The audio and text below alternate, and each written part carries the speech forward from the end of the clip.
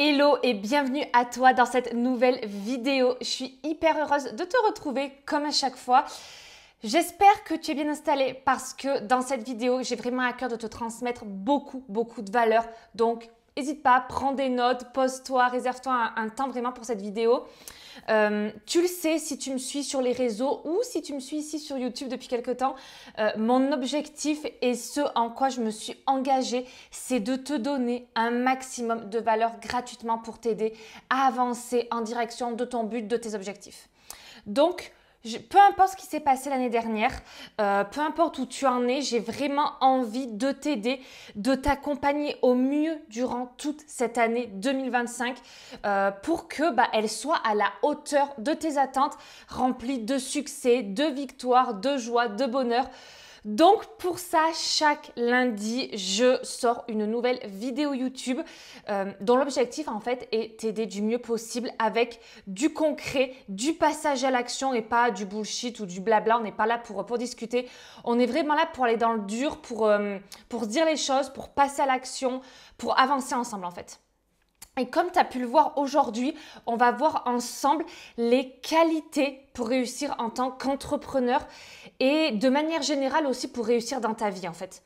Le but de cette vidéo, comme je te le disais, c'est pas de te raconter du bullshit ou des choses qui sont déjà écoutées du style, déjà entendues partout du style il faut faire preuve de résilience, il faut persévérer quand tu es entrepreneur. Ok, tout ça c'est bien beau, on le sait. Mais comment concrètement? Et c'est ça qu'on va voir ensemble, comment on s'y prend. Dans cette vidéo, je vais partager des principes que tu n'as pas forcément l'habitude d'entendre, des qualités que tu n'as pas forcément l'habitude d'entendre pour vraiment en fait que tu vois ce qui fait la réussite d'un entrepreneur et surtout aussi, je vais te partager des exemples, des plans d'action, des choses qui vont t'aider pour que tu puisses en fait, en sortant de cette vidéo, directement appliquer tout ce qui a été vu, tout ce que je vais te partager. Parce que moi aussi au départ, je voyais des filles réussir sur les réseaux, sur YouTube et je me disais punaise mais c'est pas possible, elles ont un don, c'est inné chez elles, tu vois, je comprenais pas trop. Et avec le recul, je me rends compte que non, c'est pas inné, non, elles n'ont pas un don. Par contre, j'ai relevé et surtout j'ai expérimenté 7 qualités qui font que certaines personnes réussissent. Et du coup, j'ai vraiment envie de te les partager aujourd'hui et au-delà de juste te donner la liste, je vais vraiment aller dans le détail avec des exemples et des actions concrètes. Donc, munis-toi d'un papier, d'un stylo, prends des notes et let's go! Avant qu'on démarre, pense à bien t'abonner à la chaîne si ce n'est pas encore fait, à activer la petite cloche pour recevoir les notifications pour les prochaines vidéos. Première qualité du coup d'un entrepreneur à mon sens, c'est d'être dans l'action. Tu te doutes si tu me connais bien que j'allais commencer par là aujourd'hui, c'est être proactive. Et j'ai envie de dire en fait, ça coule de source parce qu'une personne qui ne passe pas à l'action dans quelque domaine que ce soit, forcément elle n'obtiendra pas les résultats souhaités. Je sais pas, c'est comme si demain tu as envie de rencontrer quelqu'un. Mais tu restes cloîtré chez toi, enfermé chez toi et tu ne sors pas. Forcément que tu ne vas pas réussir à rencontrer quelqu'un.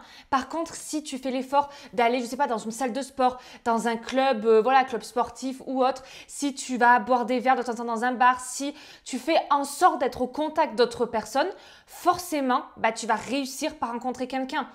Et dans le business, c'est pareil. J'aime bien dire que quand on est entrepreneur, on est à la fois le commandant et à la fois le soldat. C'est-à-dire que mon propos n'est pas de dire que tu dois passer à l'action tout le temps, tête baissée, sans forcément réfléchir, ce que moi je faisais au début et ce n'est pas forcément ce que je recommande, mais plutôt de voir ça en fait en deux temps, en deux grandes étapes. La première, c'est que tu es le commandant, c'est-à-dire que c'est toi qui établis le plan d'action étape par étape en fonction de ton objectif. Par exemple, tu as un objectif annuel que tu décomposes après en trimestre, en mois. En fonction de cet objectif-là, tu vas établir une stratégie, un plan d'action. Et une fois que c'est clair, en fait, tu passes en mode soldat, c'est-à-dire que tu fais les actions que tu avais prévues, même si c'est des actions challengeantes, même si parfois tu as peur, même si ça te sort de ta zone de confort, tu sais que ces actions vont en direction de l'objectif que tu as envie d'atteindre. Et normalement, en fait, tu dois passer beaucoup plus de temps dans l'action que dans la planification. Par exemple, quand j'étais en posture de commandant, j'ai planifié le Business Booster Challenge, la deuxième édition. Donc, j'ai noté toute la stratégie, les objectifs, comment est-ce que j'allais organiser ça, comment j'allais remplir le challenge.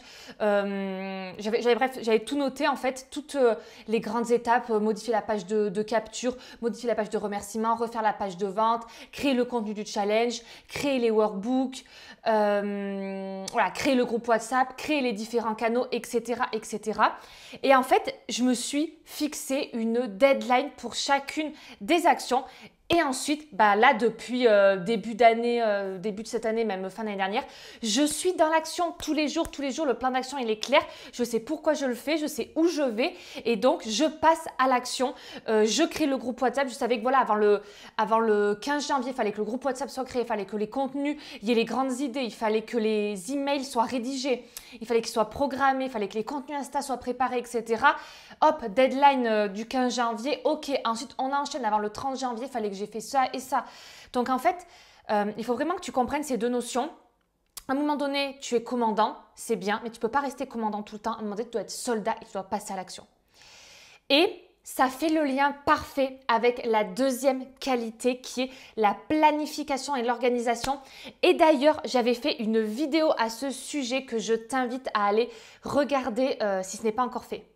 Être organisé et structuré est indispensable pour avoir un business qui fonctionne, qui tourne, un business périn. Une personne organisée est une personne à qui on peut avoir confiance. Ça montre aussi une certaine fiabilité, ça montre qu'on peut compter sur cette personne-là. Et si tu n'es pas organisé, forcément que tu vas être dans le stress, dans le rush tout le temps. Tu vas oublier des rendez-vous, tu vas oublier certaines choses importantes, certaines deadlines. Et pour moi, quelque chose qui est rédhibitoire si je dois embaucher quelqu'un, c'est si cette personne est en retard. Je ne dis pas, ça peut arriver, mais moi par exemple, quand on me donne un rendez-vous, j'essaie toujours d'arriver au moins 15 minutes à l'avance, que ce soit tant dans mes rendez-vous pro que dans mes rendez-vous perso. J'ai rendez-vous avec une copine, je vais toujours faire en sorte d'arriver 10 minutes, un quart d'heure en avance. Parce que je préfère arriver 30 minutes en avance et attendre que d'arriver 5 minutes en retard. Et donc concrètement, en fait, comment faire pour planifier, pour s'organiser? Au global, en fait, c'est de déjà avoir un objectif annuel. Quel est ton objectif de l'année 2025, par exemple? Cet objectif-là, décompose-le en objectif trimestriel, en objectif mensuel. Et ensuite, comme on l'a vu précédemment dans la qualité numéro 1, établis le plan d'action pour atteindre ces objectifs. Par exemple, je te prends un exemple dans ma vie perso. Mon objectif en course à pied pour l'année 2025, c'est de courir les 45 km de la Saint-Express, qui est l'une des courses de la mythique Saint-Élion. Ça, c'est mon objectif. Donc, la course a lieu en décembre. Et mon objectif aussi, c'est de faire moins de 6 heures parce qu'en 2021, j'avais fait cette course et j'avais fait 6 heures. Donc, ça, c'est mon objectif. Pour arriver à l'atteindre, je me suis dit que je voulais courir 60 km par semaine, ce qui fait à peu près du 240 km par mois. Et je sais que pour me préparer au mieux à cette course qui a lieu de nuit, dans des conditions souvent un petit peu compliquées, il pleut, il neige, c'est quand même le 3 décembre, il fait froid, etc. Et c'est 45 km, je me suis dit ok, il faut que je fasse des courses. Donc des courses qui vont me préparer à celle-là. Donc je savais avant le 1er janvier de l'année 2025, je savais quelle course j'allais faire sur l'année pour préparer au mieux cet objectif. Et j'avais quasiment tous mes dossards de prix, sauf certaines courses où les dossards ne sont pas encore en vente. Mais je sais que j'ai une course le 2 février, que j'en ai une le 3 mars, que j'en ai une au mois de mai, au mois de juin, que j'en ai 2 pendant l'été, que j'en ai une en septembre et que toutes ces courses-là, en fait, viennent préparer la Saint-Express. Et pour préparer toutes ces courses, forcément, il faut aussi que j'ai mon plan d'action parce que je ne peux pas y aller comme ça en touriste. C'est des courses qui font 27, 28 km, certaines 29, voilà, etc. Donc, je suis obligée quand même de les préparer. Et donc, bien entendu, j'ai aussi mon plan d'entraînement pour préparer chacune des courses. 60 km par semaine, je ne fais pas que des sorties de 10 bornes sur 6 jours. Il y a du fractionné, il y a du fractionné en côte, etc. Donc, tout est préparé, tout est programmé pour justement atteindre mon objectif final qui est de faire la Saint-Express en moins de 6 heures en 2025. Et après, que j'y arrive ou que j'y arrive pas, peu importe, mais au moins j'ai un objectif clair qui me pousse à courir tous les jours, qu'il pleuve, qu'il neige, qu'il fasse du vent, que j'ai la flemme, tous les jours j'y vais quoi. Et comment réussir à planifier ça? Comment réussir à savoir quelle action mettre, à savoir quel objectif avoir, comment planifier tout ça en fait? La troisième qualité à avoir, ça fait le lien parfait, c'est ta vision. Si tu veux réussir tout ce que tu entreprends, tu dois avoir une vision claire de qui tu veux devenir et où tu veux aller. Pour terminer sur l'exemple de la course à pied, de mon objectif de faire les 45 km de la Saint-Express, à chaque fois que je cours, à chaque fois que je suis en côte, à chaque fois que c'est dur, je me visualise passer cette ligne d'arrivée, passer sous cette arche mythique bleue de la Saint-Élion. Je ressens ce qui va se passer, je ressens les émotions que je vais avoir à ce moment-là. Et en fait, ça fait que je crée une obsession autour de ça, autour de cet objectif. Et peu importe ce que peuvent dire les gens, parce que pour être honnête avec toi, mon entourage, ils me disent mais que c'est beaucoup trop, que je ne vais jamais y arriver, que je ne devrais pas faire ça toute seule, etc., etc. Mais comme ma vision, elle est ancrée en moi, que mon objectif, il est là et que je sais pourquoi je veux le faire, en fait, tout ce qu'ils peuvent dire ou penser, clairement, ça me passe au-dessus. Et j'ai envie de te dire, que je l'atteigne ou que je l'atteigne pas cet objectif, je m'en fous. Et pareil, que tu atteignes ou que tu atteignes pas ta vision, ce qui compte en fait, c'est que tu en aies une. C'est que tu sois animé, que tu sois drivé par ça, que cette vision, chaque matin, tu te lèves pour elle et que tu as envie d'aller au charbon, tu as envie d'y aller, tu as envie de donner le meilleur de toi-même pour ça. Et garde en tête que ta vision, c'est vraiment ta boussole. C'est un peu comme si demain, en fait, je te dis, vas-y, monte dans la voiture et avance. Si je te dis pas où aller, tu vas rester sur le parking. Et en fait, c'est exactement pareil dans ton business, dans ta vie. Si tu ne définis pas clairement où tu vas aller, si tu ne définis pas clairement qui est-ce que tu as envie de devenir, alors tu n'obtiendras rien, tu n'auras jamais les résultats que tu souhaites. Et au-delà de ça, n'hésite pas aussi à partager ta vision, à l'affirmer, à l'incarner au quotidien dans le but de fédérer ta communauté. Les gens ne se rassemblent pas autour de toi si tu es neutre, si tu penses comme tout le monde, si tu fais comme tout le monde. Les gens se rassemblent autour de toi si tu affirmes une idée, une pensée, une vision, un objectif, si tu fais les choses différemment des autres. Là, ils vont se rassembler autour de toi. Et il y en a pour qui ça va parler et tant mieux. Et il y en a pour qui ça va pas parler. Mais le but, encore une fois, ce n'est pas que tu plaises à tout le monde, c'est que tu plaises à des gens qui ont les mêmes valeurs que toi, qui ont des objectifs communs avec toi. Donc, moi, aujourd'hui, je m'en fous en fait et même je suis contente que des gens ne m'aiment pas parce que du coup, ça veut dire que j'ai choisi un chemin, j'ai choisi une direction, je suis alignée avec ça, je suis convaincue et que derrière, j'emmène et je fais mon maximum pour aspirer des gens avec moi. Donc, affirme ta vision, accepte-la, incarne-la et surtout, ose avoir de grands objectifs, ose rêver grand, ose l'affirmer. Quatrième qualité, et pas des moindres, c'est la gestion de tes émotions. Qu'on soit honnête, l'aventure entrepreneuriale, c'est loin d'être tout beau, tout rose. Il y a des hauts, il y a des bas, c'est clairement les montagnes russes. Et donc, il est primordial que tu apprennes à gérer au maximum tes émotions. Et moi, la première, en fait, je sais que dès qu'il y a un petit truc, même en plus quand on est une fille, il y a les cycles aussi qui jouent, mais le moindre petit truc des fois peut faire que je me sens hyper mal ou je sais pas, des fois il y a un événement, un message que tu reçois et tu sens qu'à l'intérieur de toi vraiment tu bouillonnes. Et il faut arriver à gérer ça. Pour prendre un exemple, l'année dernière, il y a une personne qui m'a contactée via mon compte Insta. Qui a pris un appel découverte avec moi sans trop me donner d'infos et tout. Et au moment de l'appel, en fait, je comprends que cette personne va en savoir plus sur mon business de fiche de révision et qu'en fait, elle a l'intention de faire exactement la même chose. Je comprends qu'en fait, elle veut savoir voilà, combien je fais de chiffre d'affaires, comment je m'y prends et tout. Donc, je la crame très vite. Du coup, je mets vite fin à l'appel découverte et je me rends compte dans les jours qui suivent que cette personne-là, elle achète une de mes fiches, une autre matière, etc. Puis, à quoi elle achète toutes mes fiches DCG, DHF, elle achète tout. Et là, en fait, honnêtement, quand je vois ça, je commence à vriller intérieurement parce que c'est des années de travail que j'ai mis en place. Et ouais, clairement, en fait, ça me fait vriller. Mais je me dis, ok, plutôt que de me laisser submerger par mes émotions, j'ai de canaliser, de prendre du recul, de ne pas réagir à chaud parce que j'aurais pu faire ou dire des choses qu'après j'aurais pu regretter. Donc, mes conseils en fait et le but dans la gestion de ces émotions, c'est de ne pas réagir de manière impulsive. Le but, c'est d'apprendre à accepter l'émotion, à rebondir et à vite passer à l'action, à vite faire en sorte de résoudre le problème ou autre. Parce que si tu te laisses guider par tes émotions, tu peux être amené à faire des choix ou à dire des choses que tu pourrais regretter par la suite. Donc concrètement, comment faire? Première chose, premier conseil, et c'est l'un des plus simples à mettre en place, c'est d'écrire sur un carnet tout ce qui te vient par la tête au moment où tu es confronté à cette situation. Ça peut paraître hyper bateau, mais crois-moi, en fait, plus tu vas l'écrire, plus tu vas le sortir de ta tête. Donc écris, défoule-toi, voilà, prends 10 minutes, un quart d'heure, 30 minutes s'il faut pour écrire tout ce qui te passe par la tête. Et tu verras, c'est une habitude à prendre. Moi, je sais que je le fais tous les jours. Alors, je ne suis pas énervée tous les jours, loin de là, mais tous les jours, j'écris sur un carnet, ça me fait du bien. Mais fais-le quand vraiment tu es énervé. Et deuxième conseil qui va faire le lien parfait avec notre cinquième étape, c'est notre cinquième qualité, c'est d'accepter aussi que tu ne peux pas avoir le contrôle sur tout. Et donc, ça va être la notion de lâcher prise. Crois-moi, il y a quelques mois de ça, je n'aurais jamais pu te donner ce conseil. Je me serais en tout cas pas sentie légitime à te le donner car j'avais ce besoin de tout contrôler tout le temps. Et si à l'heure actuelle, c'est ce qui se passe pour toi, si tu as ce besoin de tout contrôler, de tout maîtriser, sache que tu ne peux plus laisser des événements extérieurs t'impacter autant.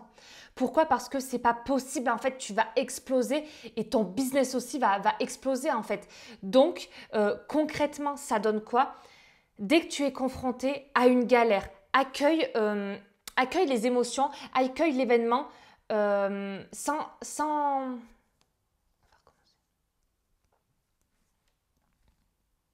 Crois-moi, il y a quelques mois de ça, j'aurais vraiment jamais pu te donner ce conseil-là.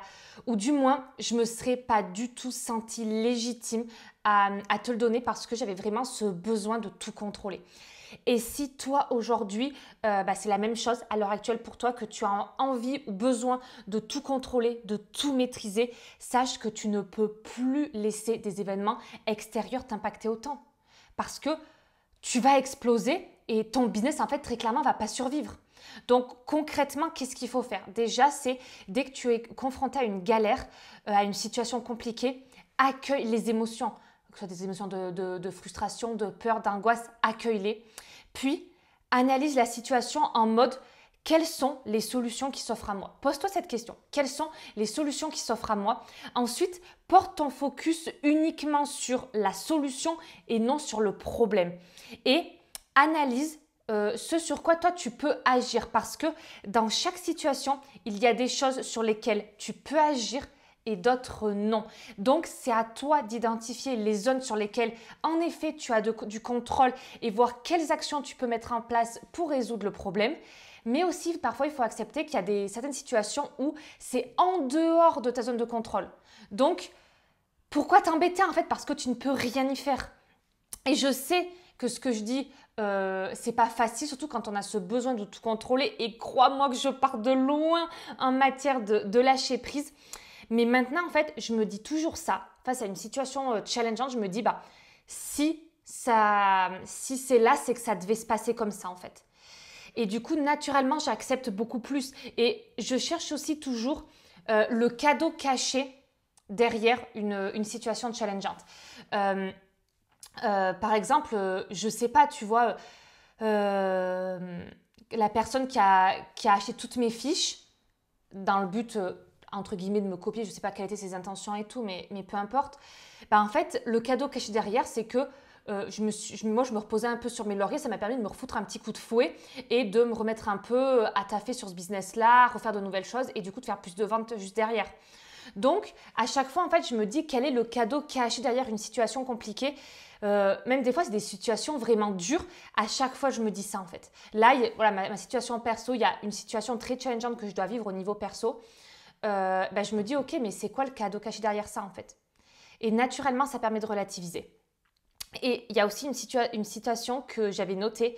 Je ne sais plus qui c'est qui l'a dit, mais en tout cas, je l'ai retenue, c'est « ou c'est du kiff, ou c'est nécessaire ».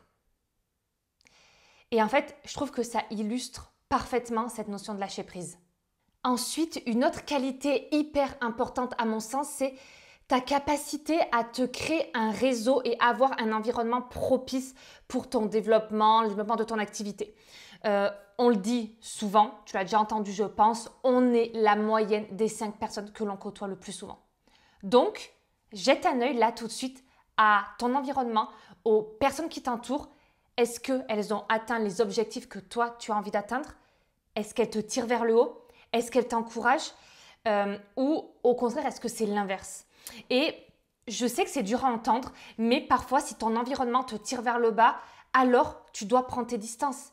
En me lançant dans l'entrepreneuriat, j'ai dû prendre mes distances avec certaines personnes parce que elles n'allaient pas dans le sens que moi je voulais, en direction des objectifs que je voulais atteindre. Elles allaient me tirer vers le bas, donc j'ai pris mes distances avec certaines personnes. Et plus tu côtoies en fait des personnes qui ont déjà atteint ce que toi tu as envie d'atteindre ou qui veulent l'atteindre, plus ça va être facile pour toi d'atteindre ces objectifs-là, plus il y a de chances aussi que toi tu y arrives.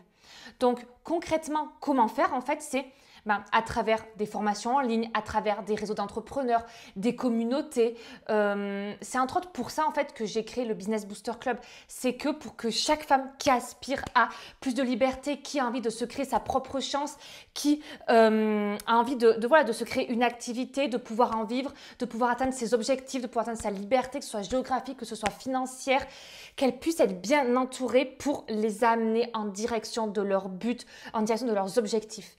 Personne ne réussit seul et c'est utopique de croire que c'est possible. Déjà, pour une simple et bonne raison, c'est que pourquoi voudrais-tu que des gens investissent chez toi, peu importe le domaine d'activité, si toi-même, tu n'es pas capable aujourd'hui d'investir sur toi et sur ton business, sur ton développement personnel et que tu n'es pas capable de t'entourer des bonnes personnes? Ça, c'est une bonne question à te poser. Pourquoi? Et vraiment, je le répète aujourd'hui, mais ton environnement, en fait, l'impact de l'environnement est trop sous-estimé. L'impact de ton environnement aujourd'hui sur ta réussite, franchement, c'est incroyable en fait. Vraiment, fais en sorte de t'entourer de personnes qui ont les mêmes valeurs, les mêmes aspirations, les mêmes motivations que toi. Et crois-moi, comme ça va t'aider, ça va être un accélérateur pour te permettre d'atteindre tes objectifs. Et pour terminer, la dernière qualité indispensable à mon sens, c'est de continuer à apprendre. Il y a une phrase que j'adore qui dit « on ne sait pas ce qu'on ne sait pas ». Et donc, pour moi, en fait, il faut toujours continuer d'apprendre et surtout d'apprendre à apprendre. En fait, peu importe où tu en es aujourd'hui, tu dois toujours continuer d'apprendre. Il le faut et c'est indispensable que tu réserves du temps chaque jour ou chaque semaine pour apprendre de nouvelles choses ou au moins pour améliorer l'existant. Même en fait, pour toi, pour ta vie perso, pour ton dev perso, peu importe, il y a toujours des choses à apprendre, que ce soit dans ta compétence métier, mais pas que parce que quand on est entrepreneur, on a des dizaines de casquettes et forcément, on n'est pas bonne dans tous les domaines. Donc, tu dois continuer d'apprendre, continuer de t'améliorer dans chacun de ces domaines au-delà de tes compétences métiers, de ton domaine de cœur, de ton domaine pour lequel tu vends aujourd'hui, quoi. Parce que garde en tête que personne ne va t'atteindre, ni les concurrents, ni le marché. L'exemple le plus flagrant, c'est l'IA par exemple. Moi aujourd'hui, je me forme, je teste, j'apprends parce que je sais que si je rate le coche là, je vais avoir 2, 3, 4, 5 trains de retard. Donc, soit on progresse, soit on régresse. Mais personne ne stagne de la même manière que tes battements de ton cœur. Ils montent ou ils descendent, mais ils ne stagnent pas. Parce que s'ils stagnent, c'est que tu es mort en fait. Et c'est pareil pour le business. Donc, pas de pression. Je ne te dis pas que tous les jours, tu dois apprendre plein de trucs, toutes les heures, toutes les minutes. Non. Mais plus tu vas grossir, plus aussi tu vas avoir des choses à gérer, des choses à faire. Donc, c'est important, dès le début de ton aventure entrepreneuriale, de prendre cette habitude de continuer d'apprendre au moins quotidiennement, tu vois. Et là encore, c'est faire de toi une priorité. Donc, concrètement, comment t'y prendre ? Tu as plein de contenus gratuits, des vidéos YouTube, tu as des podcasts, tu as des livres, tu as des formations, mais attention à ne pas surconsommer. Je m'explique. Le but, ce n'est pas de faire celle qui va regarder le plus de vidéos YouTube, celle qui va écouter le plus de podcasts, celle qui va acheter le plus de formations en ligne. Non, ça n'a aucun intérêt. L'objectif, je te rappelle, c'est d'apprendre et d'élever ses compétences. Moi, par exemple, pour cette année, j'ai pour objectif de lire un livre par mois. J'avais déjà fait je m'étais déjà lancé ce défi l'année dernière, j'en avais lu 10 sur 12. Mais l'objectif, en fait, cette année, je lis un livre par mois, mais les 3/4 des livres que je lis, c'est des livres que j'ai déjà lus. Pourquoi? Parce que je préfère relire un livre où je sais qu'il est pertinent, qu'il y a des choses à apprendre et vraiment à chaque fois appliquer ce qui est dit, capter de nouvelles subtilités plutôt que de lire 35 livres dans l'année et de ne rien retenir en fait.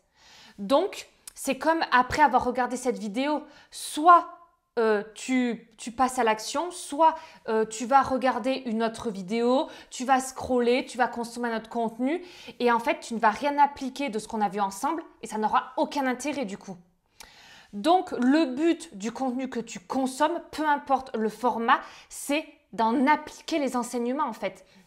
Je préfère vraiment, moi, consommer beaucoup moins de contenu, mais du contenu de meilleure qualité et surtout, je sais que derrière, je vais appliquer plutôt que de dire, bah, moi, je regarde 10 vidéos par jour, mais si on te dit qu'est-ce que tu en as retenu, tu peux pas, c'est impossible d'avoir tout retenu parce que ça fait beaucoup trop.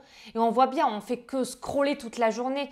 Consomme vraiment du contenu dans l'objectif derrière d'appliquer.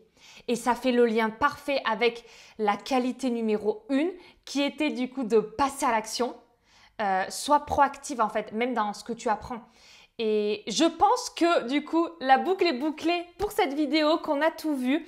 Tu sais ce qu'il te reste à faire maintenant.